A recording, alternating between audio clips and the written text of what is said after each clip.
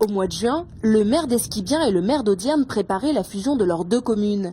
6 mois plus tard, l'un a été élu dimanche maire de la commune nouvelle, dénommée Audierne, l'autre est maire délégué.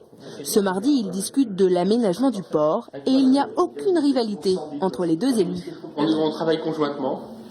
Attendez, d'abord, il est maire de la commune d'Esquibien, il reste toujours, c'est la commune déléguée, et c'est le premier adjoint de la commune d'Audierne. Donc on reste toujours... C'est encore mieux, j'ai 2 casquettes maintenant. Un mariage de raison, où l'argent était au cœur du contrat. La dot, c'était la dotation globale de fonctionnement de l'État. Aucune baisse et la préservation de 450 000 € pendant 3 ans dans le budget de la commune, qui devrait être proche des 7 millions d'euros. Nous n'avons plus d'usines, nous avons très peu d'activités, donc il faut actuellement soutenir le tourisme, l'agriculture et la pêche. Voilà. Et il est clair que garder 450 000 € de dotation de l'État, avec ça on fait des choses, puisque imaginez-vous combien de prêts vous pouvez faire avec 450 000 €.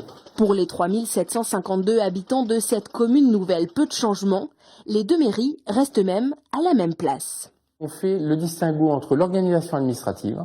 On n'aura plus qu'un budget, une gestion qui va être unifiée, qui va nous permettre de faire une économie d'échelle et d'être plus efficace. Et le cadre de vie des habitants. Pour les habitants, le cadre de vie ne change pas. Dans les rues de la Nouvelle-Audierne, en ce début d'année, la transition semble s'être faite en douceur. Je ne suis pas contre, sauf qu'au début j'étais contre. On aime bien avoir notre petite Audierne. Parce que les deux communes se touchent, et donc en fin de compte, on ne sait plus trop là-haut si on est Esquibien ou Audierne, donc c'est très bien.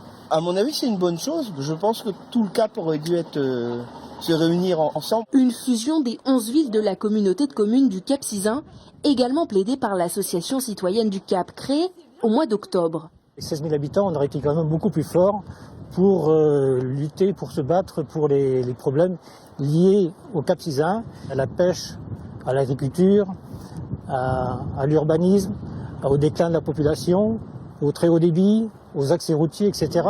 Les deux maires avaient envoyé un courrier aux 9 autres élus, mais sans réponse. Une fusion qui pourrait peut-être inspirer, même si pour l'instant, difficile de connaître le montant des économies réalisées.